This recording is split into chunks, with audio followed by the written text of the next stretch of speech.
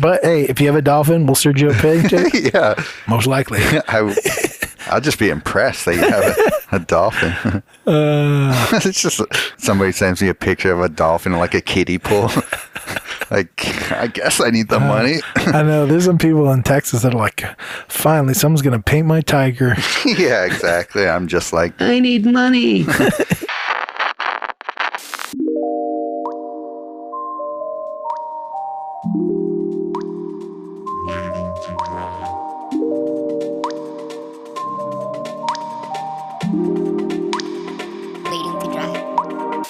Welcome back to Waiting to Dry, everybody.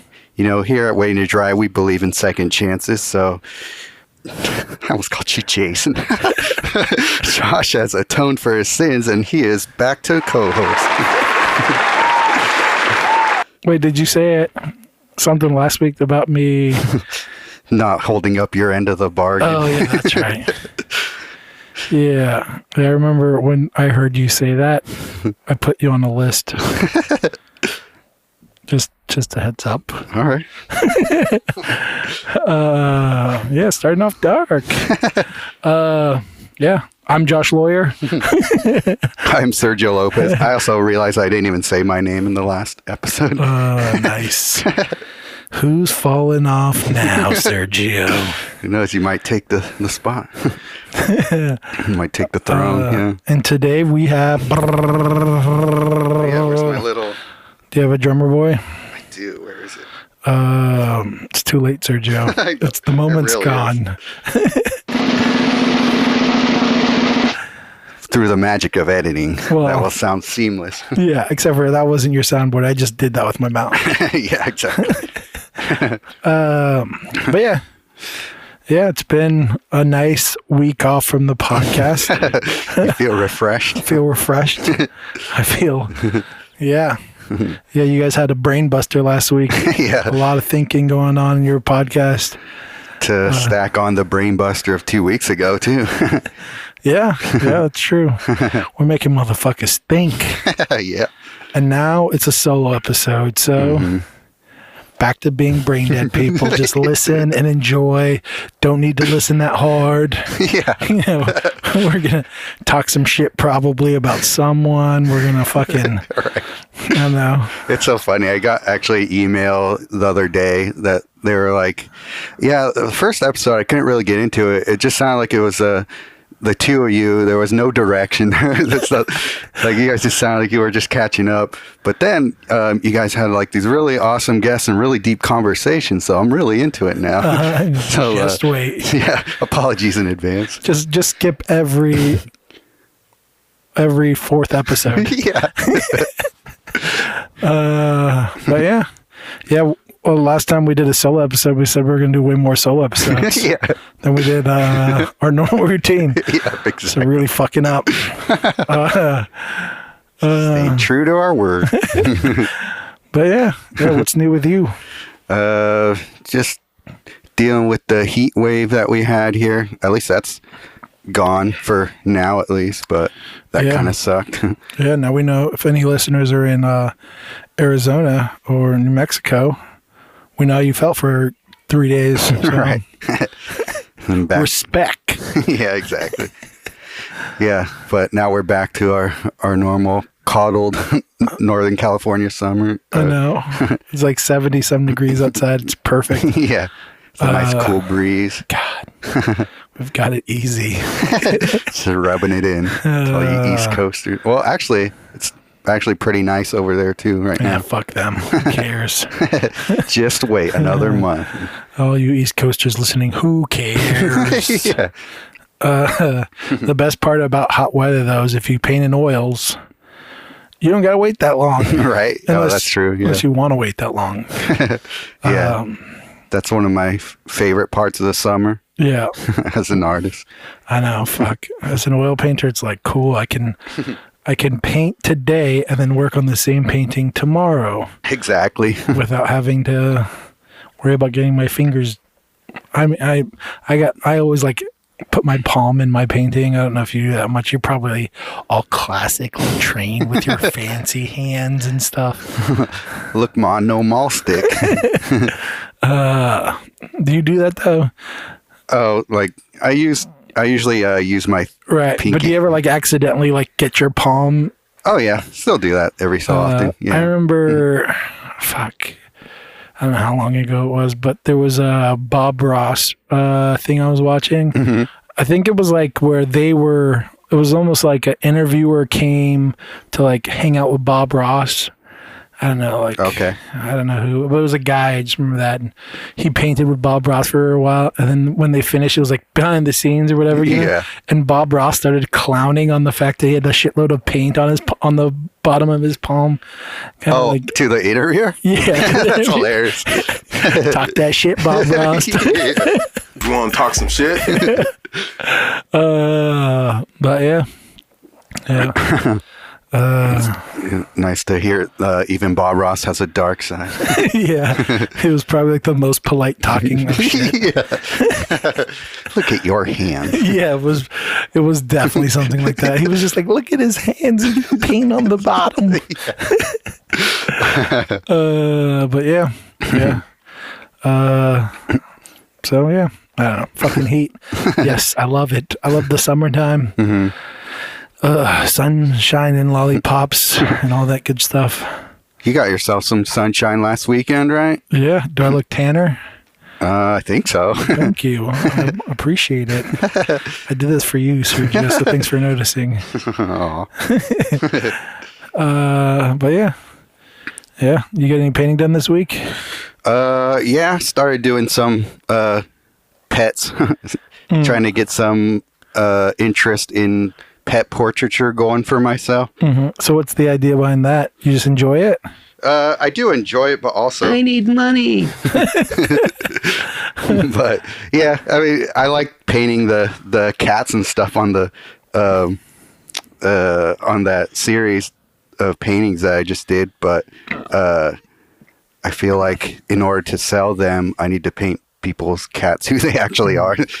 There needs to be that connection. So it's weird because I feel like when you did that, right after that, I felt like I saw like 4 other people do something like that, where like paint, or like Treckle did it, and then someone else did it. Oh yeah, well yeah, part of it is because the Treckle thing is like they're doing that that contest. Yeah, are you a part of that or no? Yeah, I ordered one of their special panels for it. I don't even know what the contest is. I just know something about painting pets. I was like, oh, Sergio's doing something like that. And then someone else was like, I'm doing pet commissions. I was like, is there a fucking boatload of money in pets or something? Am I fucking up? Well, first of all, yes.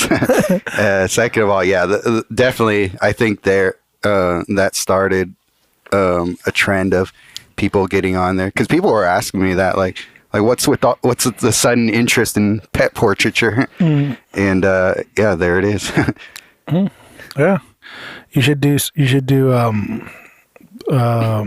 your 2 pets. well, sure. No, I was gonna say you should do like I paint your pet shitting, you know, like, Yeah. or I paint. Do you have an evil cat? I will paint it evil. You're right. It's not a bad idea. Full of $1 million ideas, Sergio. Exactly. But yeah, that's cool. Hopefully it's not soul sucking. No, actually, don't mind it if, as long as I get enough control over what I get to paint. Mm-hmm. I.e., I get to choose basically what picture, or at least guide them in figuring out a good picture to paint from. Then it's just like painting any other animal. For sure. Other than it's your special fur baby, so I will be give extra love. I'm a pet owner, but pet owners are weird as fuck. I know. God damn it. You guys are real losers. Shout out to MJ. God. They take it so serious. It really, what it really is I feel like our generation and younger or whatever, probably some older, they a lot of them are like deciding, I don't know if I want kids, you know, or whatever. And so they replace that with a fucking child. Oh, for sure. But then they're like, really replacing it with the child. Oh yeah. And you're like, calm down. Like I don't know. It's kind of scary because you know that whole like saying of the saddest thing is a parent burying their children. Mm-hmm. But then like if you own a pet, you know, like the odds are yeah, you're gonna bury that child. Right. So I don't know. Every decade, just about every decade and a half. Hopefully you're a tortoise lover or something. Yeah, exactly. Or a parrot lover. Yeah. What was I going to say? Yeah, what are those like gray cockatiels or something like that live for 100 years? Yeah, or go get one of those like snow sharks. Oh yeah, I know. They live like 500 sharks. years. Yeah. I don't know. That's just nuts. 500 years. Mm-hmm. Yeah, did you see that? Yeah, you saw the picture of the one that's like blind that they found. It's like the oldest living shark or something like that. Okay. It was a meme for a little bit because it had like this goofy face to it. I might have seen that. Yeah. It's starting to ring a bell. Yeah. But still, it's so fucking... How do you know how old a shark is? You cut it open and count the rings? Exactly, yeah. Seriously, I don't know. Oh, I have no idea. How the fuck do they know? I don't know. Whatever. What are we talking about? Science corner with Lady in the Draft. But yeah. I did my first lunch doodle in a while. Oh, really? You hadn't been doing them for a while? Usually when I'm like full speed painting, I take a break from that. I'm in full creative mode, so I kind of reserve that brain space for my art, for like my paintings. Yeah, I totally get that. Burn myself out. Mm-hmm. So yeah, usually then I get to take an actual lunch. And then I was enjoying taking lunches that I was like, I don't want to skip lunch. I want to eat something. Yeah. So now I'm back to not eating stuff and drawing. Yeah. Starting today. Does that affect your follower count on Instagram at all? I don't think so. Whatever. I don't give a fuck. I've got plenty of people following me. Shit, I could be content with the amount I have right now. Right. I can't keep up with everyone hating my polka dots. Oh, yeah. I'm seeing dots. Why do you have that on there? Because of your polka dots. Really? Yeah. But yeah. Yeah, that fucking, I don't know. I asked people on the Instagrams for their critique. Yeah. Big mistake. Never again. Yeah. There was a guy who was like, I don't know. I think he took that as like, I'm going to critique all your pieces. And then, oh shit. So then what he did was the one I did for Wonderland, where like the lady's pushing a boat off. Mm-hmm. He was like, I don't like the color of her jeans. And I was like, okay, well, like I did it so that it would frame the boat with her legs. I wanted like a bold color. And I like explained this to him, and then like I posted it again. He's like, "I don't like the jeans," and I was like, "I don't know what the fuck you want, man." Like, you're right. Like you already you already said this. I already explained my point. If you have nothing more to add to the conversation, maybe don't say anything because you already said this. And then he was like, "I like natural colors." I'm like, "You said this already." I don't know. Goddamn, I had like 450 comments on that fucking polka dot piece, and it was a 5x5. That's the worst part. Yeah, it's like anytime you paint something that small, you're probably gonna be like, I don't know. Let me try to figure out. I don't know. For me, I'm like, let me try to figure out one little thing to like think about, how, like to do on this piece. Mm-hmm. And then, and that was the whole point of it, right? Just well, the idea was I did 3 paintings for the Abend show, right? No, I did 3 paintings a while ago for Abend Gallery. In New York, and each one was like, I did one that was called Pox, and it was based off of chicken pox, and then one that was called Black Lung, and then one that was called Fever, and they were just trying to use like minimal amount of symbolism to explain like sickness or something like that. So like the fever is just like 3 or 4 like water drops on the forehead, kind of like how anime would do, like when people are stressed out, they would do like either like a vein or like like a sweat drop. So I was like, oh, I'll just do like 3 white, very clean water drops on her forehead, and that represents her having a fever. And then I was like, oh, and polka dots on the ladies. So on the one called Pox, I had like dots from the neck down. And the black lung one, it was a little more complicated, but whatever. But I never liked how that one came out. So I was like, oh, since I have to do these small pieces, I'm going to take that idea and revisit it. And then I started thinking like, oh, it'd be interesting if I went over her face with white dots. And then I was like, and then it would be interesting if I made those dots distracting, like chicken pox would be distracting, like any kind of like visual sickness, you know, like a cold sore or something. Like no matter what, it's going to take the attention from the actual face of the person who has the sickness, and you're going to focus on like, why has that person got a cold sore on their lip or whatever, you know? And so I was like, oh, so I'll just make it like very distracting and then see what people think. And then they let me know that they hated it. So whatever. So success. Yeah. Too many people were like, this shit's distracting. I'm like, I don't know. Does it, if it's intentional, does it matter? Like if it's intentional, does that change the opinion? Do you know what I mean? Yeah. Like if you're like, oh, the white dots are distracting, I go like, oh, if that's the point of them being distracting, should that change your opinion of the white dots? I don't know. That's what I was trying to, that's what I was curious about at first, but then everyone was like, I don't know, whatever, I don't like it. And you're like, all right, well, God damn it. But yeah, shout out to everyone that liked it. You guys are still my friend. Blocking everyone else. Right. So is the jeans guy blocked now? I should. You know what's interesting with that is like I'll go back at people like that guy. I'm like, you already, like I think I told him, I was like, you already said this and I already told you why I did it, so why are you saying this? Or some shit like that.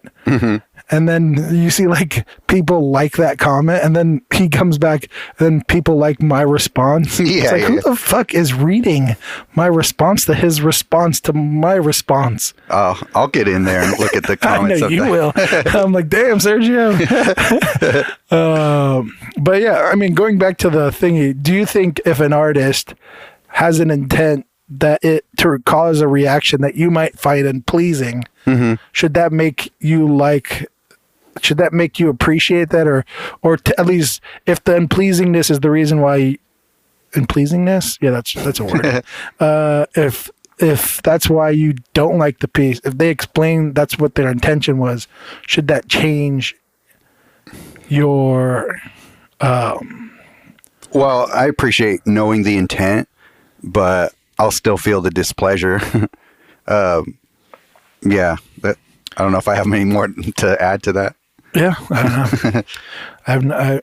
I was curious about the whole idea while I was doing it. It was like, well, yeah. I wasn't sure what it was like for you to do it. Was it just like, oh, I'm just gonna have fun and kind of troll people with it? Or? No, I've been trying to figure out, and like a lot of my work recently, if it's like a portrait kind of thing, I've been trying to figure out how I can add narrative to it. Right. In a way that I think is interesting and fun for me to do. Yeah. And so it's like on the show we did at the place that shall not be named. There was like a piece that was like where a lot of it was like unfinished, which isn't anything brand new, but it was, the whole idea was like if the person is young and kind of becoming themselves rather than, you know, like if they're figuring it out. So there's like parts of them that are very high focused and parts of them that are like blurry or like just unfinished. It's like, how can I use that as a narrative tool rather than just, you know, no beef to anyone doing unfinished pieces, because I enjoy that. But it's like if I can use that as a narrative tool, that to me becomes more interesting for me personally. Yeah. It has nothing to do with the viewer, but the viewer might not like it or whatever. But it's all just for me to keep myself entertained. But yeah, it sounds like you're just trying out some things to like kind of build your narrative vocabulary. Yeah. More. Yeah. Yeah, and especially when it comes to portrait, because it's so easy for portraits just to be portraits and just be like, all right, I nailed that. Right. And then it just becomes boring or whatever. So if I can figure out a way to make it creative, especially if it's, because it's so limiting in portraits to say anything, you know, it just is. So figuring out how to say more is way more fun for me. Oh yeah, for sure. Yeah. Yeah. When I try to do portraiture, if it's not just a study, I have to figure out something to it that will kind of elevate it beyond just like a head study. Yeah, you just did a self-portrait recently. Oh yeah, I did. And that was fun. yeah, that one was cool. And you could see like you working out some ideas, and I'm like, oh, that must have been fun, and it came out cool. So I was like, but yeah, that one was called Black Mirror, right? Yeah. Yeah. Was that based off the show? Have you seen the show? No. How dare you? What the fuck? It's literally a black mirror. Right. Yeah. But yeah, is that what they're referring to on the show though? Like the phone screen? Maybe, because it's so tech driven. Right. Yeah, that might be why that's called Black Mirror. Okay. I've never actually thought about that. I always thought it was just some like way of them saying it's like a dark reflection of like us as humans, right? And where we're going. It could be a double meaning like that. Yeah, the guy that makes the show is a fucking genius. So I wouldn't be surprised. But yeah, I haven't watched that yet. You should or not. Fuck, it's tough. Or like Gage said in the last episode, like, Black Mirror is the only art I hate because it makes me feel too bad. Yeah, MJ can't watch it. She walks out when she sees me watching. She's like, it's brutal. Yeah, there's very little happy endings in that. It's all tragedies, and it's all very close. It all hits very close to home. Oh, so then you're yeah. Oh, this is too real and dark. right. I'm scared. Yeah. Exactly. Yeah, that makes sense. It's like, what is that? Oh, fuck. I can't think of the name. There's a movie about, like, Contagion. You ever watch Contagion? Who is in it? Oh, fuck, you know how I am. Sorry. God damn it. A lady. She has orangey hair. I don't think I did. No, I'm thinking of Outbreak. I was like a movie. It's very similar to Outbreak, but it's the reason it sucks is because it was very like, you know, it's very modern, and they seem to want to like stick in facts and things like that. So when you're watching it, you're like, this could actually happen. Yeah. Yeah. And it just becomes like a scary in a different way. It's not like Chucky popping out even though Chucky popping out the closet, fuck that little guy. I mean, but yeah, that's the thing. It makes you react in like it's like a weird kind of horror because you think about it after the show or movie and you're fucking afraid of the future. Yeah. Yeah. And that's how every episode of Black Mirror is? Yes, almost every episode. Every once in a while, they'll throw out like a little happy ending one. You're like, even the happy ending ones are like dark in a weird way. Yeah. They're like, yeah, I don't know. But that's why you like it so much, right? Yeah, you know me. Yeah, exactly. The dark shit. But yeah. So how'd that doing a self-portrait go? I usually hate doing self-portraits, but I put enough, I guess, cleverness in it that it wasn't too bad. Plus, looking at myself through a phone, I could barely make myself out of it because I was actually painting from like a phone screen as my reference. While you were like putting your face in it? Yeah, like I was painting what I saw. Right. So it's like a still life in a weird way. Basically, yeah. And yeah, I don't know if it read well on Instagram what was actually happening because some people were like, what am I actually looking at? Like, is the shadow casted part of the painting itself too? So I had to kind of explain that a little bit. So yeah, it read fine. People are stupid. Okay. Just giving everybody the benefit unless you're a of the doubt. Listener, and then you're not stupid. Yeah. You just, sometimes you're a little tired. Long day at work. Right. Yeah. Exactly. But yeah, I wasn't able to go to the reception for that because that was last weekend. I was at the show. I think it's called Show Gallery in Berkeley. And you were in that show? No, but we were just closer just to kidding. it. Yeah. Not cool, man. Yeah. It's not enough hours in the day. You know what they say. I know. Fuck. I'm always curious about that. If a day was like 40 hours, would I be twice as productive? I don't know. I guess your stamina would have to coincide with that. Because I'm a night owl. Like I can, if I don't have, like today, I don't have to work tomorrow. I can stay up till like 4 a.m. And I was up at 5:30 today, and I won't even it's not even tough for me. I'm like, oh, that was easy. Can you do that multiple days in a row? Oh yeah. Yeah. I pretty much have to catch up to sleep sometime if I try to do that multiple days in a row. Yeah, I probably wouldn't wake up 5:30 in the morning every day, but yeah. So I guess I would sleep in longer. Oh, okay.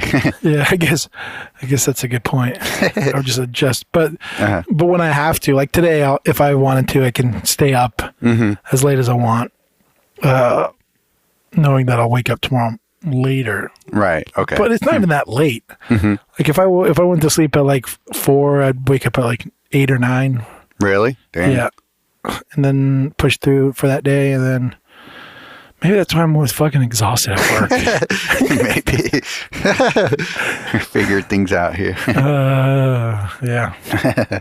But whatever. God, I really talked us into a corner. What the fuck were we talking about before? Self-portraits. Oh, yeah. When was the last time you did one? I did one for a show maybe like 2011 or 2012. Yeah, I don't like doing self-portraits, really. Yeah, I don't know if I've ever done one. Really? Yeah, it's not appealing to me at all. But whatever. There's some... I don't know. Whatever. Fucking... There's some artists out there being like, you have to paint yourself because you have to overcome the fear, Brett, man. Like, I don't know. Or not. Or not, yeah. Or not waste my time doing something that I enjoy and making it into something I don't enjoy. Right. Yeah. I think the people who do self-portraits all the time, they're the weirdos. For sure. That tells you so much about them. Right. Yeah.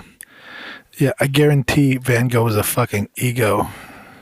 Even though, whatever. I haven't met anyone that paints themselves a ton who's been not an ego. Right. Yeah. So, yeah. Yeah, even though you can read his letters and be like, oh, he was a man who suffered and all this shit. It's like, well, I mean... Still, though, still loved looking at himself. Right. Even with that ear gone, still had to paint himself. Yeah, he's got like the record, right? For like, at least for that, like, probably, I guarantee there's someone modern day painter that's painted themselves more than Van Gogh. But I remember hearing something about he's the most painted painter. Like most self-portraits of that time? I have no idea. Yeah, I do know there's this one guy who, I don't know if he's still alive, but all of his work is self-portraits. Sounds like a real Chuck Close. Yeah. Yeah, I don't know. It's weird. I don't get it at all. Neither do I.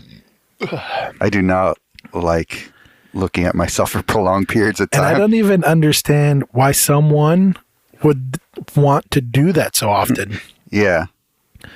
Well, yeah. I mean, I know some people, it starts off as like, oh, I need a life model to paint from in a pinch.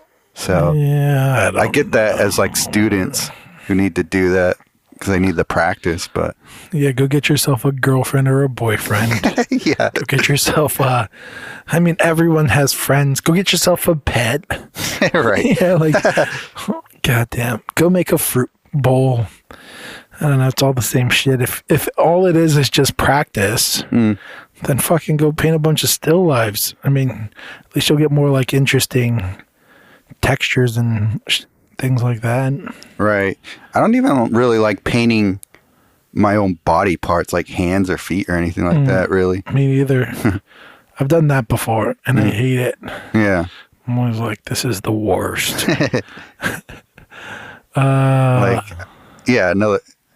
Another thing, I get the practice of doing hands and stuff like that. I just don't care to do it like that. Yeah. Plus, especially nowadays, it's like I'll just go find a reference online. Yeah, exactly. I'm like, cool, that one will work. Done. Yep. I don't know. I agree. Whatever. So yeah. Sorry for all you self-portraitures out there. Take a page out of David Chafet's book and fucking do some still lifes for once. Yeah, exactly. Fucking self-portraits. Nerd!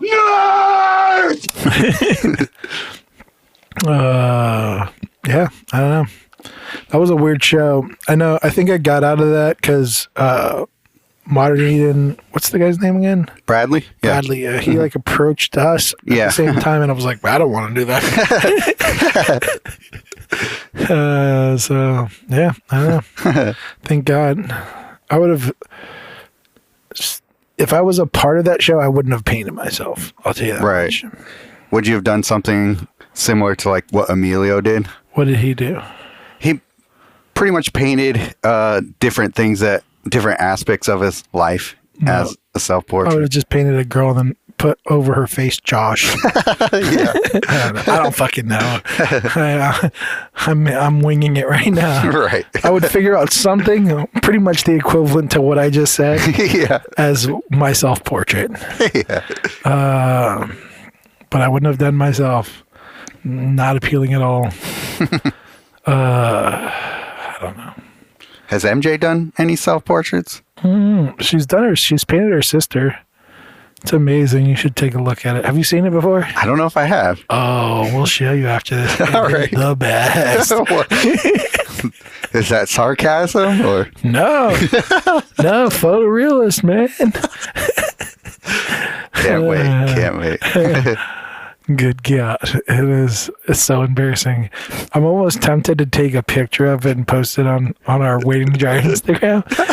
But I don't know how mean that is. Put like a picture of her sister next to the painting. Oh, shit, yeah. I know Plague of Crows would love that. Shout out to Plague.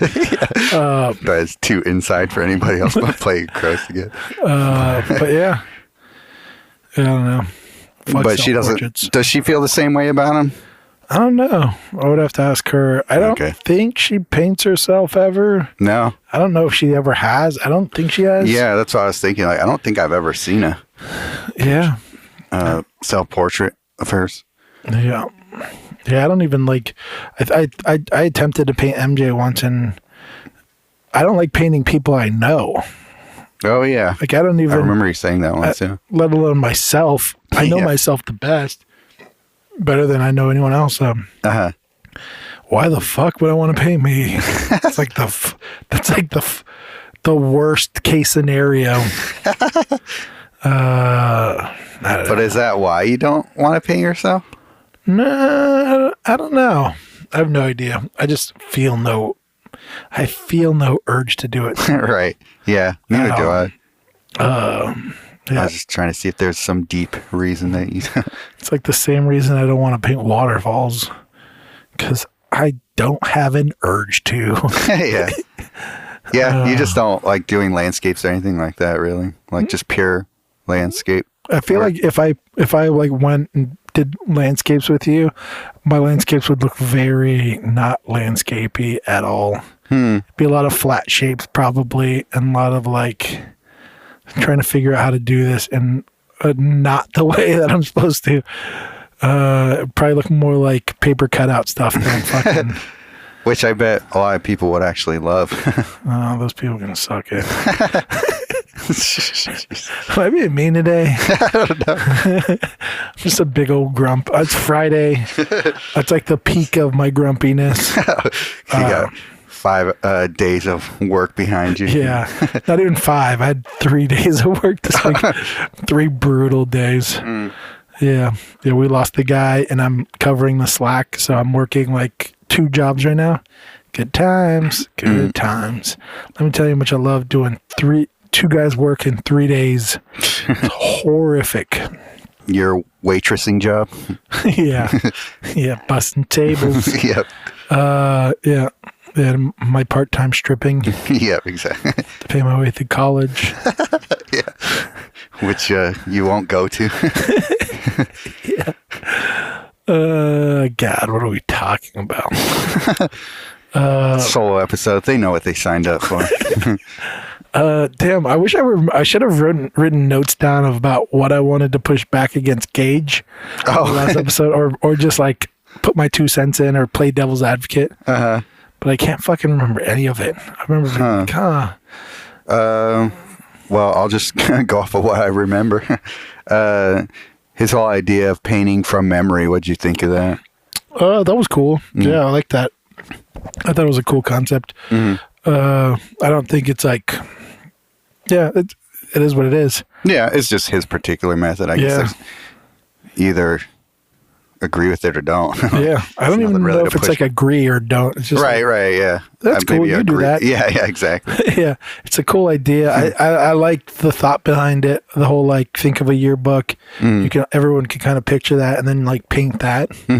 That's a cool like idea. Just with the hope of I'm assuming the hope of like capturing the feel of something that maybe a picture might force you to like kind of lose because you're too distracted by the details or some shit like that.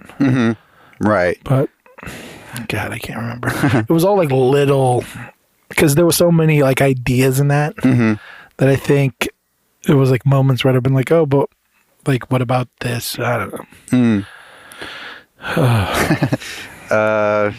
What'd you think of the whole theme about like the emotional ambiguity of like what he's trying to express in his work? Like more complex emotion than just like this is a happy painting or a sad painting. I can't remember. I remember there was like something where I thought was a contradiction from what he was saying. I can't remember what, but it was something where he was like, I can't remember. God, I would have to listen back to it. It sounds horrible. Let's pause it. We'll be back in 3 hours. Yeah, seriously. But I think it had to do with something like that, where it was like he was trying to capture something simple, but then he was also trying to capture complicated emotions, something like that. And I was like, if I was in the room, I would have been like, oh, a little pushback on that. Or just like clarity, or how does he work that out in his mind? Because maybe it makes sense, but it didn't at the listening back. Right. Or listening to it for the first time. Yeah. But whatever. I don't know why the fuck we're talking about this. I wasn't in the room. It's weird being a listener to the podcast. Yeah. I mean, it happens to me in every podcast I listen to where I want to like put my 2 cents in. Right. But specifically our podcast, it's like, oh, if I was in the room, which I very much could have been, I would have said this. I don't know, whatever. But yeah, you see my new toy? I got a paint sprayer. Oh, okay. Are you going to spray over the paint spray that you got on your mural? Yeah. Well, we're trying to like do more mural stuff. So yeah. It was just like, oh, well, we can buy one of these. And did I burp fully into that mic right there? I'm pretty sure I did the same thing like 3 times already. But yeah. Nice. You guys have anything lined up coming up for I feel like we have a ton of shit. It's like all like been MJ working hard. Oh, okay. Thanks, MJ. I love you. And she's been like just busting her ass, like lining things up. And now that's awesome. Things are all like, we have all this stuff to do. Like, it just seems like so much work now. It's like, right. I'm tired already. Yeah. But yeah, I don't know. I think it's, me and MJ were just like very like shark-like focus on trying to quit our jobs right now. Oh, really? And You feel like mural work is a gateway to that? I think mural work is a pocket of money that we haven't tapped into. For sure. Yeah. I think that's just what we're thinking now is we need to gather up all these pockets of money to, you know, rather than thinking so heavily of like gallery, you know, as the way out. Yeah. It's just like gallery is a part of the way out. Right. And so exactly, is fucking murals, and so is like print, and so is, you know, whoosy whatsy and whatchamacallits. Yeah. It's like selling my widgets and my knickknacks. yeah, exactly. It's like everything is just a pocket of money, and we have to have like, it seems like you have to have kind of your feet in all these different things to hopefully be able to do the Jerry Maguire quit. Yeah. Yeah. So yeah. Do you have any fear of like spreading yourself too thin, or not even thinking about it at that point? I'm not really too afraid of that. Only because I don't know. I don't think my paintings will ever suffer. I just don't know if I'll be able to do as many, you know? I think I know what you mean. So I'm never going to like push stuff out just to push stuff out. Mm-hmm. So it ends up being like, well, I'm going to have to take on less shows, but that's perfectly fine if the murals are making way more money, which it seems like Seems like it could, yeah. Yeah, like the potential is so much larger there that it's worth that, because I'm perfectly, I don't paint that much anyways, but if muraling can get me to quit my job, then I feel like that opens up a ton of free time anyways, and I'm assuming that'll allow me to paint more. Yeah. In general. So the hope is that, you know, I don't know, it's all like, feels like a lot of chess moves or some shit like that, where you're like, everything's moving and you're trying to get everything kind of locked in, or at least move in that direction of things. Yeah. To where you can quit. But yeah. Yeah, I guess at a certain point when things are moving the way you want them to, it's like, oh shit, I need to quit if I need to, or if I want to advance to the next level. Exactly. Yeah. Yeah, and that's just trying to, at some point, I feel like that's going to happen. It's just making sure all your like ducks are in a row. Yeah, absolutely. So that when it happens, that it's like a very smooth transition. Right. Yeah, as smooth as possible, for sure. Yeah. So that's why we buy like $300 some paint sprayers. Yeah, exactly. and I bought an iPad for the first time, and all these like little things. It just, my assumption is once you do that kind of jump, you're going to be a little bit on like the tighter end of things. And oh yeah. So now that I have money, I'm like, I need to buy all the things that I'm assuming I'm going to need. Oh yeah. Yeah, that's true. While I still have a consistent income. Right. Nah, that's a smart way to go about it, I'd say. Hell yeah. What was I going to say? Yeah, especially like with how the show from the gallery that shall not be named went, and just other things that have been going on. And also talking with my buddy Gerard, who's really into, who's been doing a lot of mural work and stuff like that. Just made me realize I just need to be more aggressive with networking and marketing and all that. So I've been trying to do a little bit more of that lately. Like there's a couple things that he pointed me in the direction to that I will probably look into a bit more. Just, I guess, meeting with people who are, I guess, art adjacent in the community here and build from there up. Right. And, for sure. Yeah, and see where that goes. Because, yeah, it seems like otherwise Santa Rosa scene is a bit of a dead end when it comes to fine art. Yeah. Yeah, I mean, even most of the Bay Area as a whole is pretty much a dead end, if you think about it that way. Yeah. I mean, the shining beacon seems to be mural work. If you're going to look at like artists that are killing it in the Bay Area, That's very true. making a decent living, unless you're like Jeremy Mann or something like that. But other than that, it's like and even he doesn't barely ever show in the Bay Area anymore. Yeah. So I don't know. You just kind of gotta. Yeah, what you're saying about murals, just if that's where the money is in the Bay Area, then might as well attack it. Yeah, at least get a little bit of it. If it's a percentage of your income in it, you can, dip your toes into that and dip your toes into a couple other things. Why not? I mean, as long as you're enjoying what you're doing, it's kind of my rule. Right, yeah. As long as I'm not hating what I'm doing. So, yeah. So, yeah. Yeah, sometimes you don't know if you're going to hate it until you do it, and sometimes you figure out, I actually really love doing this more than I expected to. Yeah. Yeah, even that little mural we did, I was like really hyped on doing when I was doing it. Yeah. Sorry. That was like a full-on burp. But yeah, I think I'll enjoy it. It just seems like a whole nother thing. Do you know what I mean? Like it almost feels like you're changing mediums, but in a way different way. Like the whole scale and everything about it. Using lifts and things like that. It's like a whole. It's just like you're already a painter, but now you have to figure out how to do this thing that's not like changing from oil to gouache, but changing like in so many different ways.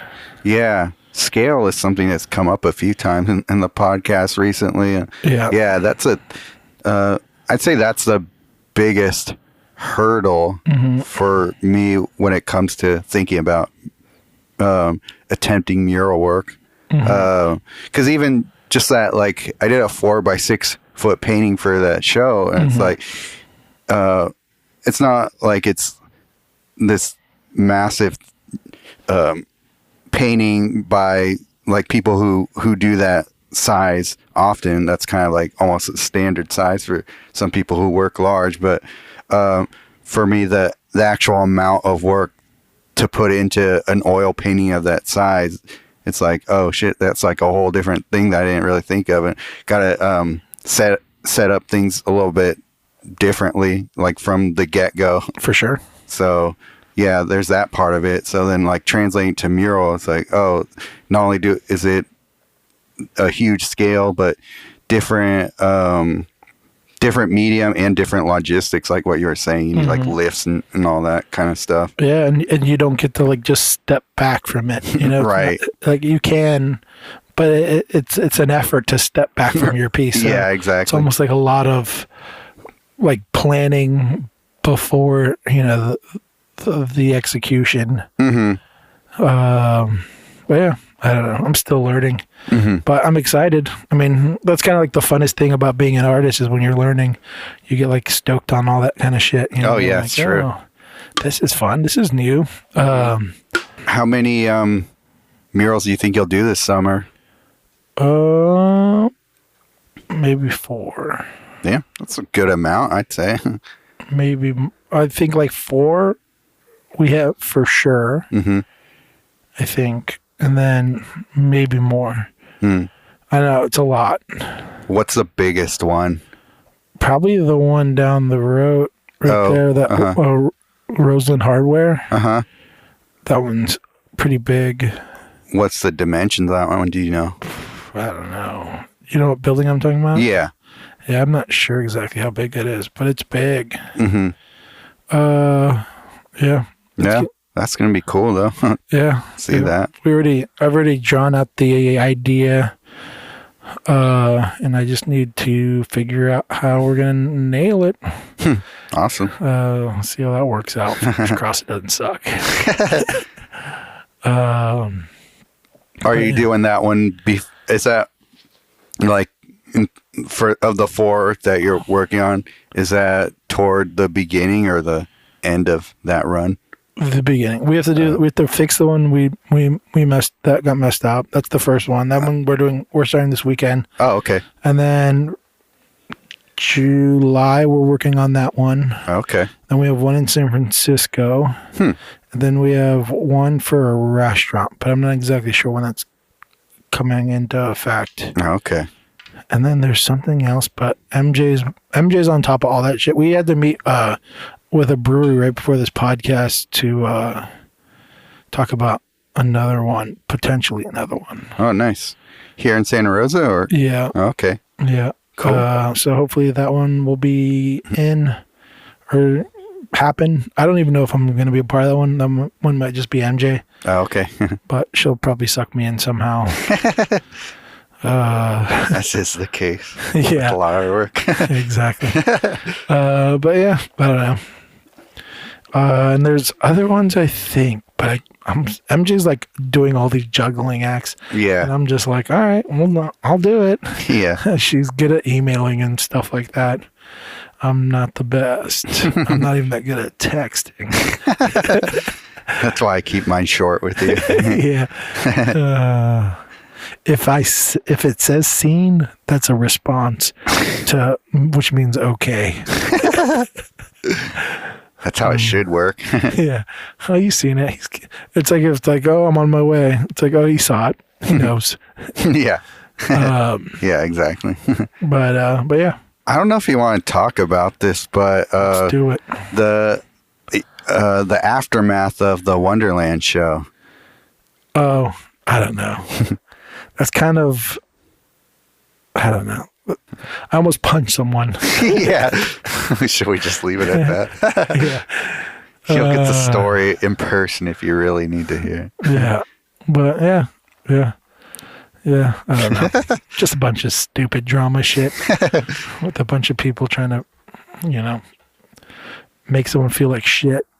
Yeah. Whatever. Oh, fuck that. Fuck them. That was the most EPA I've ever seen you get. Were you there? Yeah. Oh. Shit. That was nothing. I'm just happy I didn't get like really, really fucking angry. Mm-hmm. I get like Hulk smash. Yeah. You weren't that drunk either, so that probably helped. Yeah, I know. Thank God. Or else I'd feel regret right now. Yeah. But other than that, the show was very cool. It's great to see so many people. Yeah, that was that might have been my favorite show I've ever been to. Really? It was so fucking fun. Yeah. Yeah.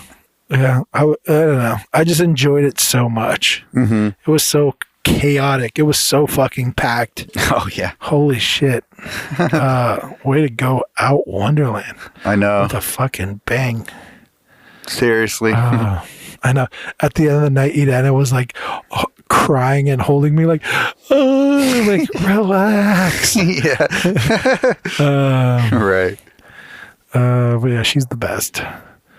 Yeah. Yeah, that was a good, bittersweet night. Yeah. But I feel like for the most part, it was all just like good. The end. I feel like the end is when people started getting drunk sad. Yeah, maybe. But whatever. I mean, even like Monty's like, oh no, Josh, I'm never gonna see you. We just laughed about it. It's like, I mean, there are people in that show that I probably won't see at least for a long, long time, if ever. But I mean, it's still like Monty. I think he's coming and hanging out with us tomorrow. Oh, okay. It's like there's people that'll always be in my life. Yeah, yeah. No, for sure. So whatever. And that's all that matters. Speaking of Monty, A Star is Born from the podcast, the episode a few weeks ago. I know, because so many people are like, oh, I love that Monty episode. Really? Yeah. Fuck yeah. Why isn't he famous yet? Yeah, exactly. Make Monty Hashtag famous. make Monty famous. Yeah. That's cool. Yeah. Yep. I don't know what else to talk about. Shit, I probably should have brought more to the table. I know. I wish I wrote down what the fuck. I was working while I was listening to the Gage thing, so I couldn't. I'm always just like, I wish I was there to push back on this. But I just love playing devil's advocate. Right. It's not. I was telling you earlier before we start recording that it's not even something I disagree with. He seemed like he put a lot of thought into his kind of like philosophy or whatever you want to call it, how he creates. Yeah. And that to me is always like interesting because if you push back, you might get more interest. You might go deeper down kind of his mentality because you can see he's thought about things, really like deeply about kind of his way of thinking about creating, which I don't know. I just love pushing back on that because I think you get a reaction from it that sometimes is great. Maybe sometimes not, but I don't know. Whatever. No, I think it makes for a better podcast, at least. But yeah, that was cool. Shout out to Bagger. Thanks for stepping in. Yeah, he had a good time. Yeah. Yeah. I figured he would. Yeah. Yeah. I don't know. Where are we at? How much longer are we going to talk about this shit? Just just under an hour. Was there something? What did you do? Is there some new questions you've been asking? What, in the episodes? Yeah. I thought there was something I think you asked with Yoshi and Adam, and I was like, oh, that's a cool thingy, but maybe I'm wrong. Was it toward the end? Yeah, I'm assuming, but I don't know. I don't know. We've been talking about. Oh, well, in the episode, I asked him about if artists, do you think their ambition matches where they are in life? Oh, is that no? That wasn't. Okay. That's a cool question, though. What do you think about that? Well, the reason I kept thinking about it is because of this podcast. When I asked the David Choe Money question, a lot of people are like, I don't know, I just kind of. A lot of them are like, I just keep doing what I'm doing, right? And I'm like, I don't know if I believe that, the way entirely. It's like, well, if you are, I mean, that's great. If you're already doing what you think your life is meant to be doing, but I just feel like people maybe as a, I don't know, like a defense mechanism aren't putting themselves, like projecting themselves outward that way, like for sure, like dreaming. Yeah. Like a fear of dreaming too big because, like, I don't know, there's maybe if I don't get there, maybe I'll just end up being disappointed in life. Right. For the rest of my life. I don't know. Yeah, you can't say that about Monty, that's for sure. Yeah. But, yeah, I mean, yeah, that is the interesting thing if you look at artists and painters, I should say. There is, like, this weird lack of, like, thinking big or thinking, like thinking past what you're doing, right? As like big goals. It's the whole like cliche saying about like aim for the moon because if you miss, you're amongst stars or whatever. Like that whole like just aim high, like right, yeah. Because the worst case scenario, hit the moon, yeah, exactly. But yeah, with the whole David Choe Money, you kind of realize that it's like, I don't know, I'm kind of happy here, which, I mean, it's like what Gage was saying. He's like, he's perfectly fine just painting what he's painting. Right. Yeah. But, yeah, I don't know. I think that's also, I think if you had like a wave of artists kind of really aiming high, that's also what makes a movement like become something, you know what I mean? Like, yeah, that's why rap music is so fucking big because they're the ones that are like not bashful to be like, right, I'm gonna aim so built fucking into the music high. Itself. Yeah, it's like cliche at this point. Exactly. And then by being so pro, like, I don't give a fuck, we're going all the way up. Yeah, exactly. Like they allow themselves to actually get there. Yeah. So I don't know. Yeah, that's why thought it was a interesting question to begin with, because I was like, well, what would I do with that money is kind of where it first started for me to think about that. And I still think about, like, my answer sometimes will change from week to week, but For sure. Asking artists, like, I was expecting a lot more people to have like lofty goals or lofty, at least, daydreams. Right. But then I guess, I don't know, it's kind of maybe half and half, where people have either like these pie in the sky ideas for it, or people are somewhat content with their ambitions. See, I don't know if I believe that either. Like the whole like artist being content, I don't even think that's a real thing. I don't know. It's like if you were an artist and you're content, most likely you're not shit. I don't know. Yeah. You know what I mean? Like a content artist is someone not pushing forward. Well, maybe I don't mean content in that way where they're happy with their work, but more just content with. But I feel like that you have to like put that into the equation. Like, sure, you're not sure you're content. Maybe like not being a billionaire. Okay, perfectly fine with that. Right. But we can agree that you probably aren't happy. I don't know if I've met an artist that's like happy being where they are, even if they're very successful. You know, they're still pushing forward in some way, trying to do something. So I just think that's built into the artist mentality. Like the artists that pursue art, their mentality is always push forward, never be content. And so the idea of I'm content doing this is like, maybe for now, but like in a month from now, you're probably going to be bored and probably going to have to push yourself somewhere. But it's so short-sighted. But I don't know. That's always the thing, right? Is like, is that a wrong, you know, like it's like the old like Buddhist saying about like take one step at a time and you'll find yourself on a mountaintop. So like maybe that's the right way as well. Like, I don't know. I never know what those whole like how to become great, even though I don't even pursue greatness.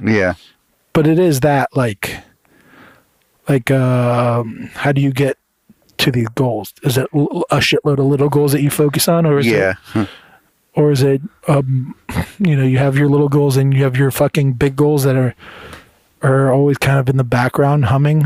I think, at least as far as what I've read about people who are super successful, they have like a plan for like, this is where I see myself next year, where I see myself 5 years, 10 years, and all that. Really? Yeah.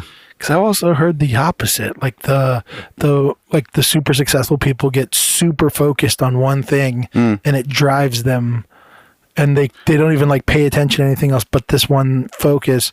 And then I don't know. I just heard one of those fucking. Well, I don't think that's mutually exclusive there. But I just literally heard, I don't know, one of those fucking YouTube motivational speaker guys. I don't know, the business guy, short, like quick talking one. I don't know. You might know his name. Gary V, maybe? That's the fucking guy. And he was like saying something about like, don't plan or something like that. He was literally like don't plan for 5 years. Plan for like what you're doing next week, next month. He's like, don't think too far ahead, because that'll like draw you away from like, I don't even know. It might not have been him, but it was like, but from like focusing on like, like if you need to adjust, you're so focused on the far end that you're not paying attention to like the little details that'll get you there or some shit like that. Yeah. Oh, I totally agree with that part of it for sure. Yeah. So I don't know. So that's what I meant by like kind of like have a big idea, like humming in the back, not necessarily the like dead focus. Oh, okay. I know what you mean. But just kind of like, that's the end goal. Yeah. I'm not gonna obsess about it. I'm obsessed about like this one thing, doing this one thing well. Yeah. I guess what I meant was like almost like backtracing the steps. Like if you see yourself in 10 years, what you gotta do 5 years from now to do that, and just like work your way back. But no, what you were saying before that was kind of what made me wonder about that the idea that we talked about with Gage last week with people like artists not having a good answer to that all the time. the David Choe Money question in that way of like at least thinking that far into having this goal that sounds unattainable. Right. So it's like, oh, well, why waste time thinking about it?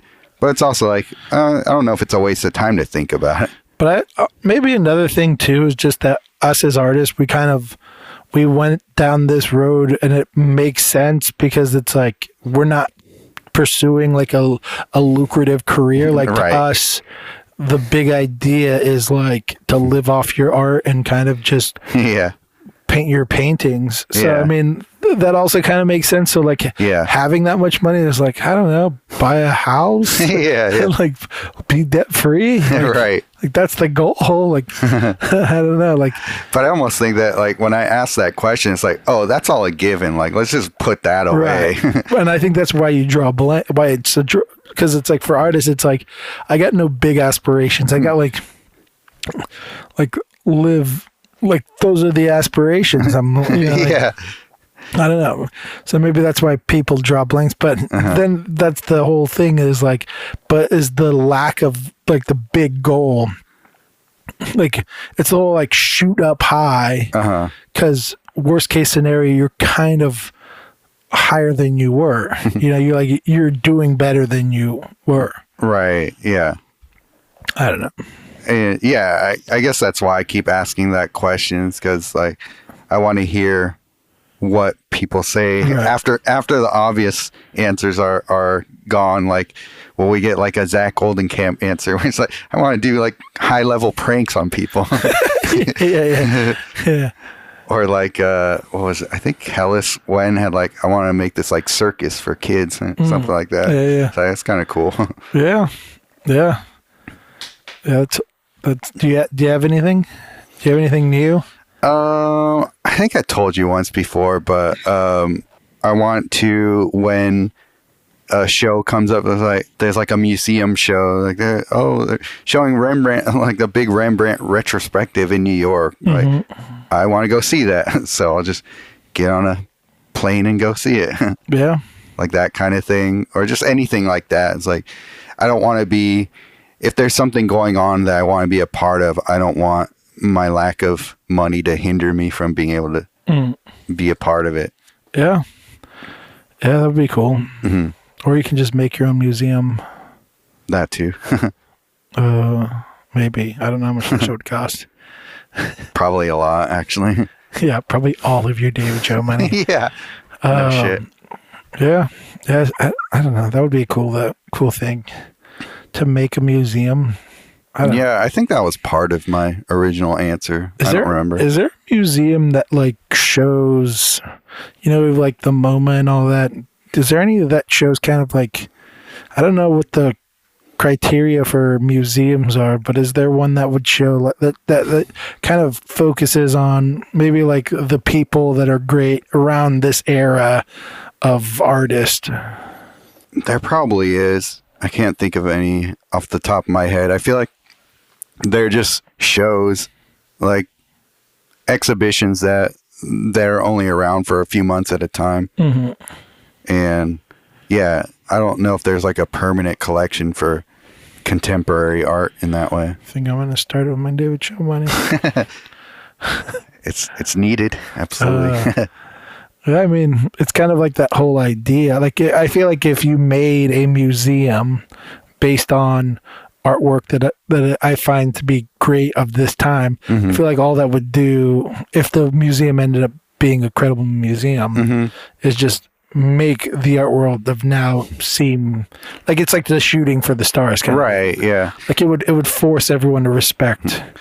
Yeah. Potentially, I don't know. That's exactly why there's so many like really good museums in places like Cincinnati, like all those like Rust Belt areas when they were really rich. Like the people of the time were like, oh, I'm collecting all this great art. I want there to be a museum for it. Right. And so that's what they ended up doing. Great art of that time. Yeah. Yeah.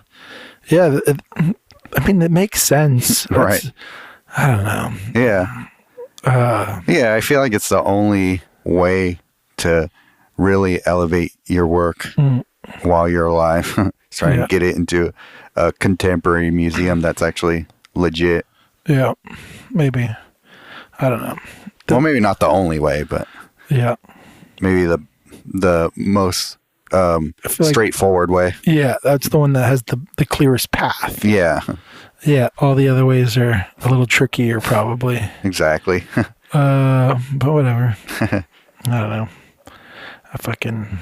I don't know. I hate, the more I talk about them, the less that is an idea that, the less my David Choe money goes to that. I'm like, yeah, fuck that whole scene. Yeah. Well, it's like, if you have David Choe money, maybe you can make your own scene in a way. Yeah. Or at least hook up with other people who have David Choe money, who have your same idea for a new scene like that. Like, I think that's what people used to do. Yeah, I don't know. I don't know. I don't know either. When I get David Choe money, I'll let you know how. Buy yourself an industrial block in a nice city like Oakland or something. Just buy like a bunch of warehouses and just turn that into a playground. Right. Yeah. Use your goddamn weed money and do something good with it. Yeah, that would be awesome. It'd just be the most colorful block because you would just have painted all the buildings. Yeah. Yeah, that was a thing that came up after we were doing the show with Gage, where he's like right in the middle of the area where a lot of people are trying to snatch up warehouses for growers and all that. And it's like a constant battle with his landlord to keep that spot there. And it's a great spot. Like he's got a live workspace there. So it's like, it's all right there for him. But yeah, it's like, I think he feels like he's only holding on to it because it's such a good spot to be in, like as far as like what the potential is for there. And if he were ever to move out, he'd never see a place like that again in the Oakland area. Yeah, that's tough. Which like makes it so much harder to get any sort of art scene going. It's heartbreaking. Yeah. I feel like, I don't know, are people tired of us complaining about the goddamn Bay Area? I don't know, maybe. It's just such a huge thing hovering over everybody's head here in the Bay Area, though. Yeah. It's hard not to think about it. Yeah. Yeah. Yeah. Yeah. That's like the whole idea of like following the scene, you know, like being a part of a scene. I think you sent me a link about, or a podcast where someone was talking about sure, yeah. About like how important it is to be a part of a scene. And did you ever end up listening to that one? Yeah. Okay. That's what I'm talking about. Oh, I don't, because I remember I sent that to you in the explanation for why to listen to it. Yeah. Okay. Yeah, I listened to it. Oh, okay. That was super interesting. Yeah. It made me tell MJ like the next day, like, we should move to LA. Yeah, exactly. And now she's like, we should move to LA. And I'm like, I'm kind of over that. Are you though? A little. Well, like, it's more like I want to go and visit LA more often. The problem is like we have this house. Yeah. And it's kind of a nice gig in that the mortgage is not dirt cheap, but it's really cheap. Mm-hmm. And with that, it opens up the potential to do art full time. Yeah. Oh yeah. So moving to LA, it's almost like a restart of like, I need to find a place. It's going to be expensive. Mm-hmm. I need to find a job. Right. At least I'm going to be in the middle of the scene. So I don't know. So yeah. So if the pursuit is to do it full time, staying here for me seems like makes more sense. Yeah. Mm-hmm. move than going over there. Mm-hmm. But it's not that far. So it's like, we can just make trips out there. Right. Right. So yeah.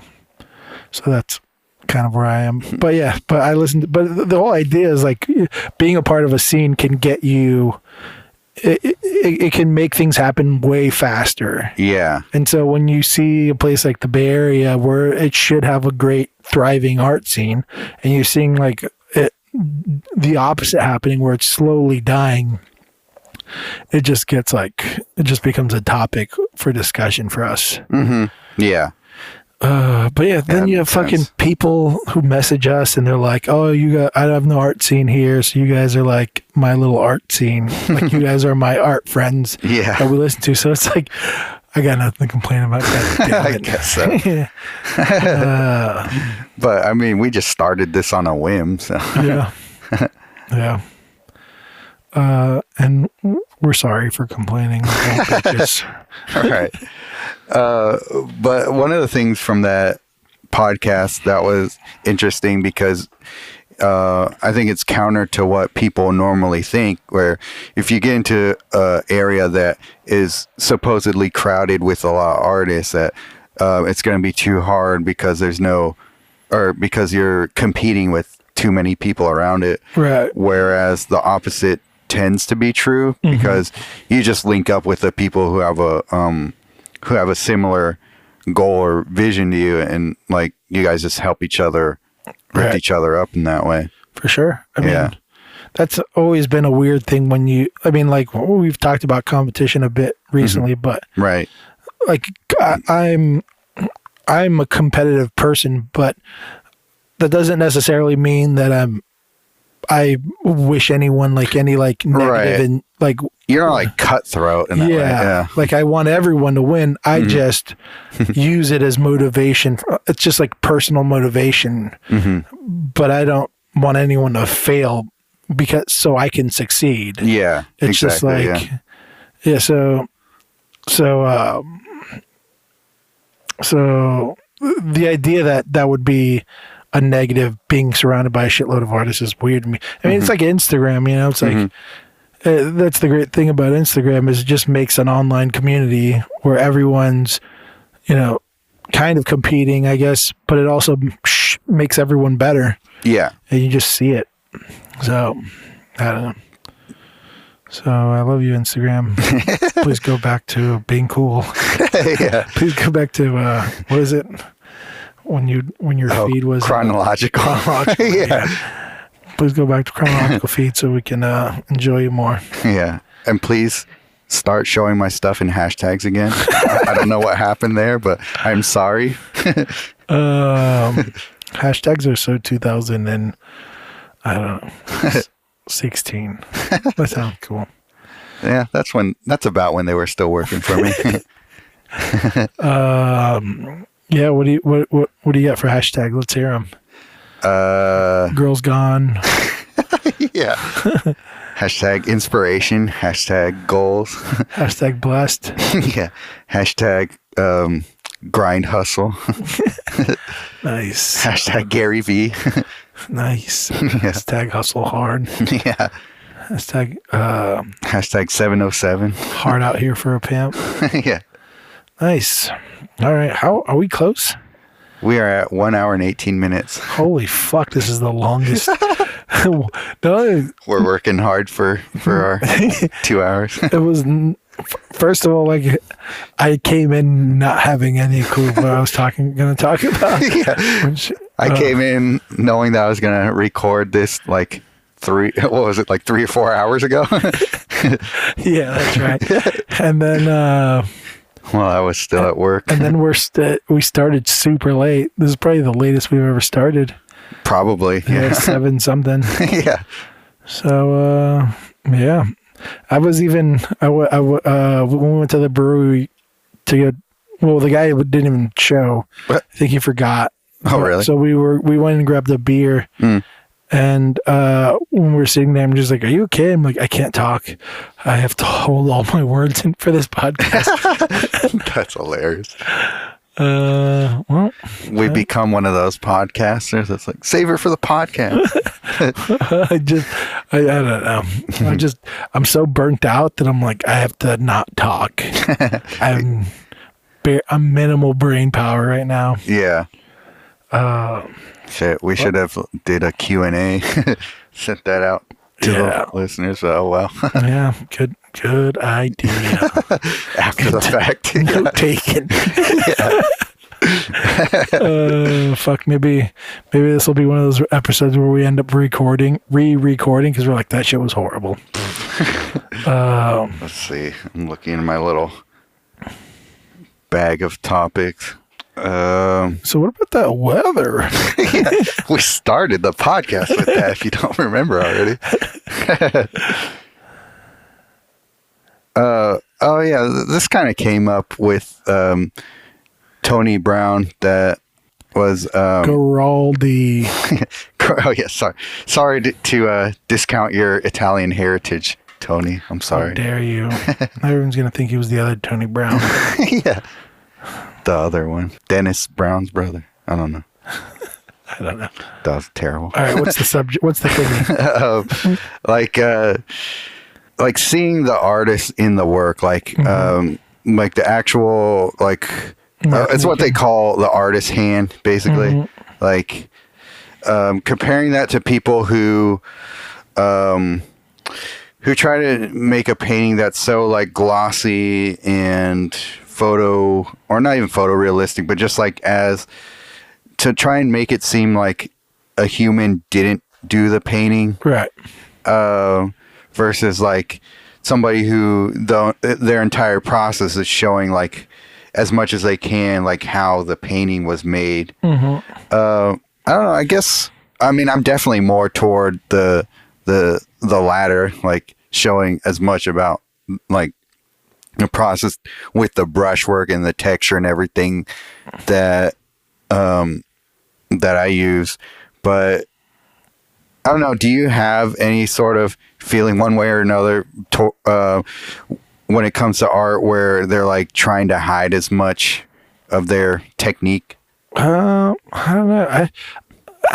I don't even look at art in those like two ways. Oh, really? Like if I see someone that paints with like a painterly hand or whatever, like I don't go like, oh, he's trying to show me his hand. And if someone's like rendering it a lot, I don't usually think like, oh, they're trying to hide their hand from the viewer, unless it's like super photorealist kind of person, or like I don't know, like Sargent or some shit like that, you know, like where it's like it seems so intentional or whatever, like how he was trying to do his stuff. But for like the average person, I don't usually like think about it that way. Me personally, I mean, I know people do. I just don't. I just go like, oh, they paint looser, they paint tighter. That's kind of like how I think about it.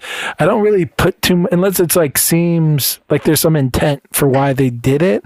I don't put too much thought into that part of painting. Okay. Know. Like the mark make like yeah. I don't know. Yeah, so when it comes to that, it's not like a big factor in whether you like the painting or not. Unless there was like intent, like unless it's like I don't know, like you like see like, oh, they did this in like, what's that guy's name, ZTM or whatever, you know what I'm talking about? Oh sure, yeah, I know who you're talking about. Like everything he does with his strokes seem like intentional, like he's specifically trying to do this with this specific painting to capture this whatever idea he has, you know what I mean? And that when he does that, then I'll pay attention a little bit more. But if it's just kind of like your style of painting, then it's your style. Then I don't know. Then I don't think, I just go like, oh, he paints a little looser, tighter, or whatever. Oh, okay. It's a little like he enjoys brushstrokes more. This person enjoys rendering more. Yeah. Like I don't put one above the other or anything like that. I see. And I don't think like, oh, he paints that way because he can't do it the other way. Like I don't think if I see someone who paints good, I never think they don't know how to render or they don't know how to fucking paint loose. Like I never think that way. Yeah. Because I don't think it's true for the most part. Yeah. I just think maybe, I mean, I know there's some trickery with like brushstroke stuff, you know, like that people geek out about, but sure. But I don't, that's just, I don't know. That's just how I think. I see. I don't know. Do you judge the shit out of rendered stuff or what? Is that what you're leading up to, Sergio? Let it out, Sergio. I mean, I definitely skew more in my own personal taste toward stuff that is more brushwork showing. I guess, yeah, for me, when it comes to painting in general, it's just so much like painting, showing how something is painted is so much a part of what sets painting apart from any other medium. Where, like, if somebody's trying to paint photorealistic, I do think, like, well, why did you paint it photorealistically instead of just printing out a big photo? Yeah. I mean, I agree with that when it comes to, like, photorealism. But, like, I don't think it applies to the idea of painting loose and, like highly rendered or something, you know? Yeah. Like, I don't think that necessarily is the equivalent. Like, photorealist, I get the dislike because I'm like, yeah, why not just take a picture of that? But then it's like the Martin Wilt, whatever. Yeah. Like, he renders the shit out of his work. But you would never look at it and go like, oh, that's a painting, or that's not a picture. Even though it's like well done, you can still always see it's a painting. Right. It doesn't. I don't know. That's kind of how I think about it. Yeah, I guess for me, a painting has to be done in a way where I know that like you having to paint it in whatever medium, but I guess I have a bias toward oil painting, but racist. Yeah, exactly. Elitist, absolutely. Fuck you and your acrylic. When it comes to that sort of thing, I want to know that painting was the only way that you could do what you did. Like Martin Whitford's work, for example, like when you look at his stuff, it's like, oh, of course it had to be a painting. Like, that's the only way that you can do something like that. Right. So, like, the more that I can see, like, the artist's hand in it in that way, the more it just appeals to me personally, I guess. Right. Yeah. So, like, I forget, does this work have, it doesn't really have, like, much flashy brushwork or anything in that, but I bet if I saw his work in real life, there'd probably be some texture buildup and all that. That would give some extra painterly sort of oomph to it. Yeah. I mean, that's whatever you're into. Yeah. I mean, you're wrong. Just kidding. But it's just for me, like, when I see a painting in person, I just want to see something in it that makes me think that the artist had the intention of paint in mind. Right. Rather than just being about the image itself only. Yeah, I don't know. I don't necessarily agree with. I mean, you can believe whatever you want, but I just don't. I just don't think that way at all. Right. Like, to me, it's like it's a weird idea. It's like the same. I don't know. People can geek out about whatever they want to geek out about, I guess. Yeah. I think it becomes way more important, like, in non-narrative work, like landscape paintings. Right. Yeah. Yeah. I mean, I was going to say that earlier about, like, because you'll see it with, like, like landscapes and things that almost photorealism falls into. Yeah. That's kind of, it seems like it's in that realm of that battle, right? Like, I'm not a part of that at all. Yeah. So I'm like, I don't know. I give zero shits. Like, right. Yeah. Because you. Whereas for me, photorealistic landscapes are the most boring. Right. But then form of painting ever. You'll see people that, if you got up close to their landscapes, that you see their brushwork. But like on Instagram, if you see their image, you'll be like, "Holy shit, that's like amazing!" And it does look almost photo-like, even though it's not. I can't think of the fucking names right now because I'm horrible at that. But I'm sure there's people that I think are really good that you probably also think are really good. But it's almost like a distance thing, right? It's just like if I stand far away from your brushy painting, all of a sudden it looks like a fucking real thing. Yeah. So the fact that I have to get up close to see your brush stroke, it's like a weird, I don't know, to me it's like a weird thing, right? Because it's like photorealism, and that is based on the distance from the piece, which allows me to appreciate it or not. Do you know what I mean? Like I appreciate that piece, and even if I stand, like I appreciate that piece, and if I stand 20 feet away, it's photorealism. I don't appreciate that piece because if I'm standing a foot away, it's still photorealism or some shit like that. Yeah. Do you know what I mean? Like it's a weird distance thing that's determining if you like it or don't. Yeah. Yeah, exactly. But I don't know. I give zero shits. I mean, I'm sure there's some people that do photorealism that are awesome. It's not my cup of tea, but I mean, I'm sure they're out there, you know, doing awesome shit. Yeah. No, there are. I guess I can remember from when we were talking with Tony, I remember when that shift actually happened for me with painting. It was in school. One of my teachers showed me a painting of the book that Richard Schmid did of Alla Prima, it's called, and seeing his paintings, even in that book where they're very brushy, but it's kind of like Sargent, like where everything's brushy all around it, and then there's like this really hyper real focal point in the middle of it, where it's like you could see.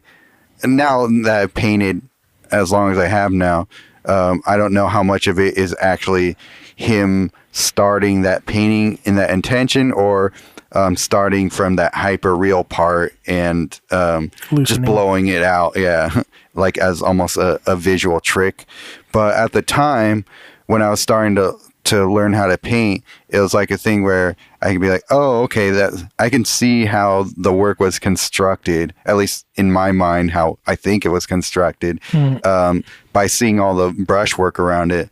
So I was trying to learn to paint, so I was looking for any sort of guideposts on how to work with oil. And so seeing a painting that was supposedly finished, but like had all this sketchiness in it, like, oh, okay, maybe I can sort of backwards engineer just by looking at the painting how it was made. Right. So I just had a bias toward that as I was learning to paint, because like from there I'd be like, oh, okay, who else paints that way, and what other examples of it can I find to try and learn about painting just by looking at other people who paint that way. So that's where that comes from for me. So I guess it's still a bias that I have after all these years. Yeah. I mean, yeah, it makes sense. It just for me isn't. It's not even like on the there's, I don't know. For me, it's I can like two artists who are on both sides just the same. Like there's no, I don't. Yeah, I don't know. That's almost like one of the least like important things for me, because I'm so like into what they're trying to say, and even like seeing the artist in their pieces. I like the way they applied the paint isn't even like the most interesting way of me seeing an artist in a piece. You know, like there's other things that I find way more interesting about seeing an artist in a piece based on like, I don't know, like how creepy things are or things like that, you know? Like if they seem like optimist or pessimist based on just like certain things, like how their subject matter over time or whatever, like those kind of things seem way more interesting to me than how you applied paint. And for me, like a striking image is just a striking image. You know, that to me is more important than how you applied the paint to create that. But I do think sometimes the way you applied the paint helped the image be as striking as it is. You know, you can accomplish this doing there's certain Sargent pieces that are so amazing, and they couldn't be accomplished doing it in a highly rendered or whatever way. You know, it's like it's the way he painted that adds to it. But that doesn't mean that you can't create something amazing. Some other artists can't. You know, it's like Rembrandt, also amazing and not like Sargent, right? You know, so it's like, and I don't know. To me, those are both interesting and in their own little world, and they're both striking images. I agree with that for sure, especially those examples, because Rembrandt, I guess, is more highly rendered. Well, yeah, for sure, is more highly rendered. But if you see his work in person, you see a lot of texture and the artist's hand in his work, definitely. Yeah. But you get close enough to a photorealist, and you'll see some brushstrokes. I mean, you have to get really close on some. I remember this guy in like the MoMA. I was like, "What the fuck?" But you have to get like, I don't know, maybe like 6 inches or some shit. And right. have security guards yell at you, but you'll see them if you get close enough. Yeah, there's this. He's like one of the most like realistic painters. This guy Anthony Wychulis, and he used to show a lot at John Penn's gallery. Okay. And like looking at his work, it looks like Wychulis. He's the one that does the. Is he the one that does those like marbles and shit? Yeah, I think so. Yeah. And looking at his stuff, you have to get like an inch away from it to see like a little bit of like feather brush stuff in there.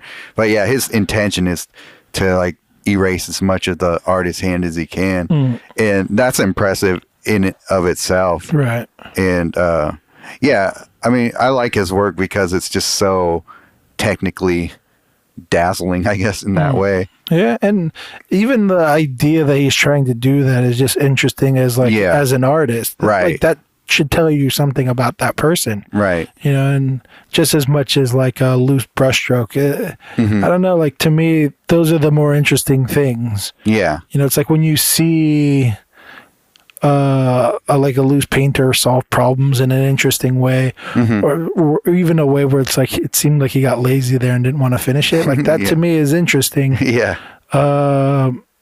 Also, the way people are trying to not put their hand in things are also interesting. Yeah. It just tells me about I assume personality traits based on those things. You know. Right. So. Yeah. So yeah, I don't know. Yeah. Yeah, I guess for me, like, it's just my own taste that I like to see as much of the process in the painting itself. For sure. Hey, some people like spicy food, some people don't. Yeah. That doesn't mean spicy food is shit. We all got different taste. Right.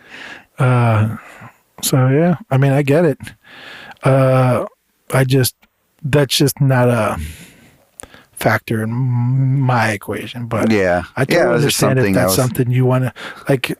I understand why people are into the other, you know, like photorealist shit, like you know, and they geek out about that. Like I understand it, you know. I mean, photorealist is it's one of the weird ones. It's like abstract art. Like I'm not that into it. Pretty much anything they show in the MoMA is probably like not my cup of tea. Sure. But yeah. Yeah, but I get it. It doesn't become a factor of why I like or don't like a piece. That's interesting, to me at least. Yeah.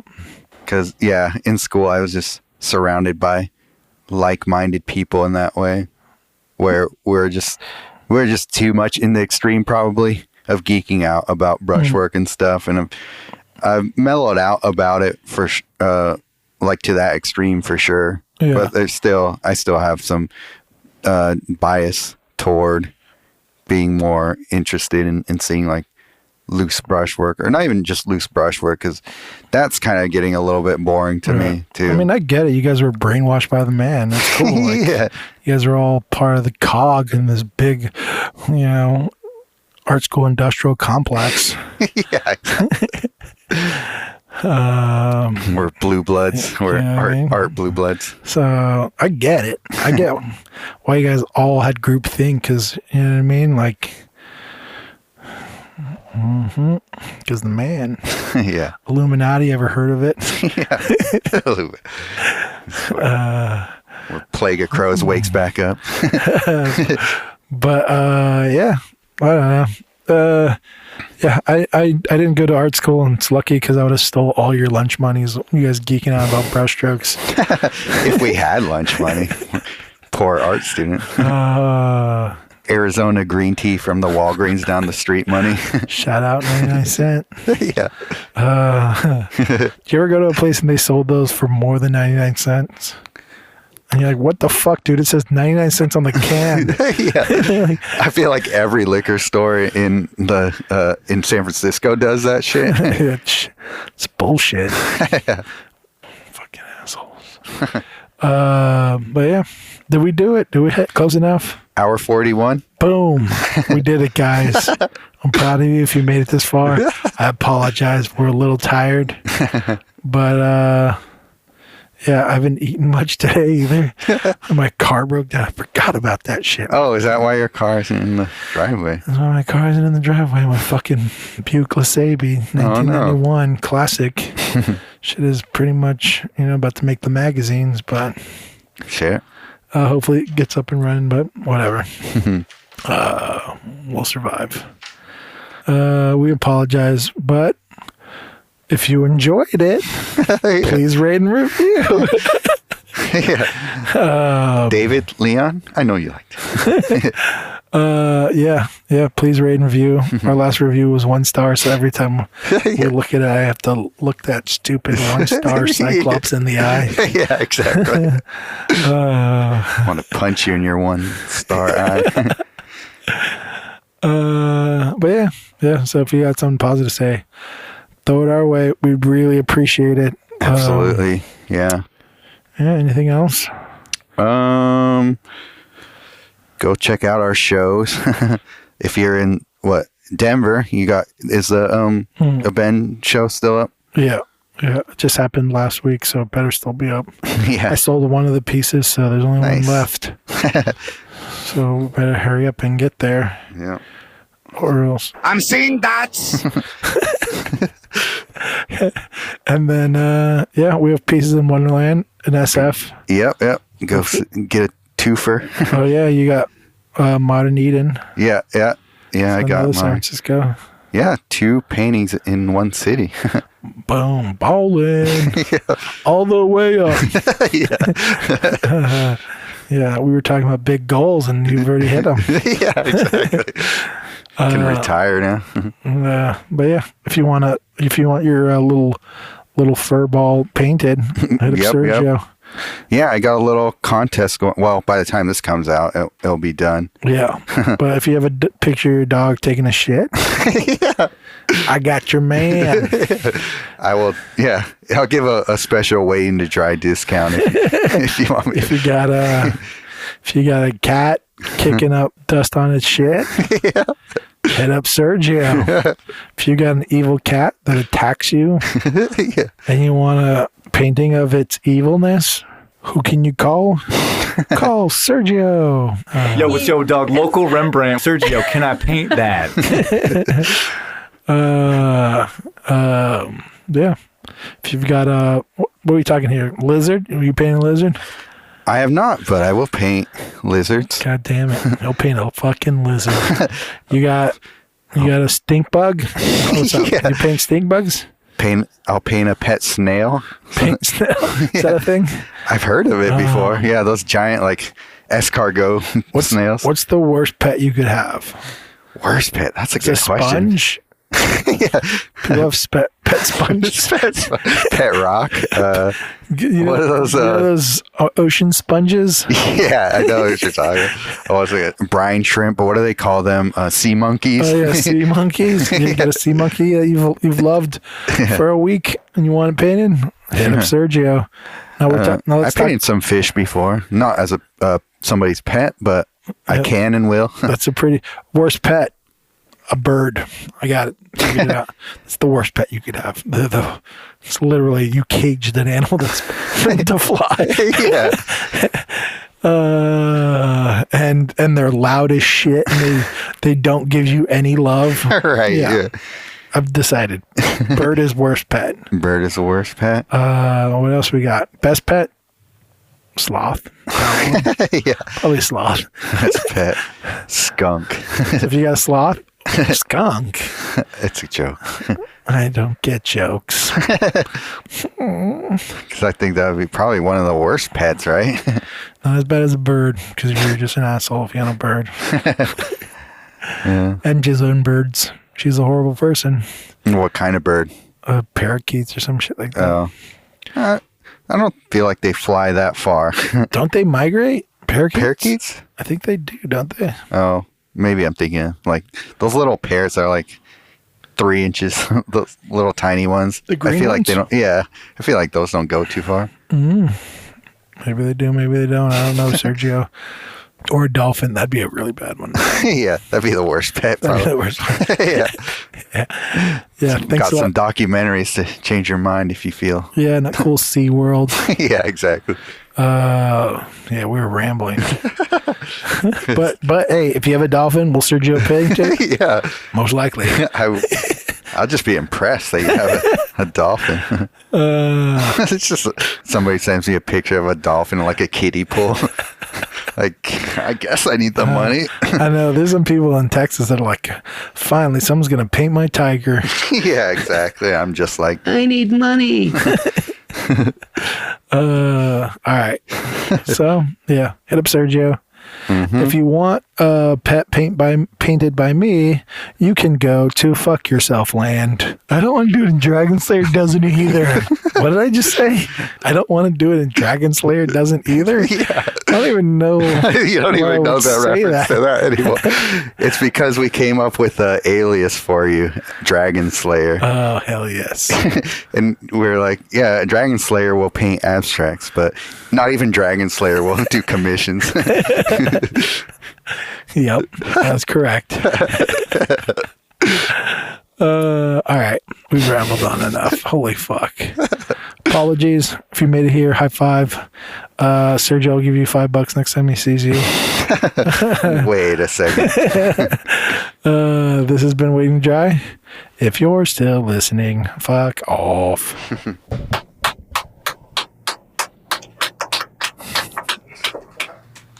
It's like the saddest. Yeah.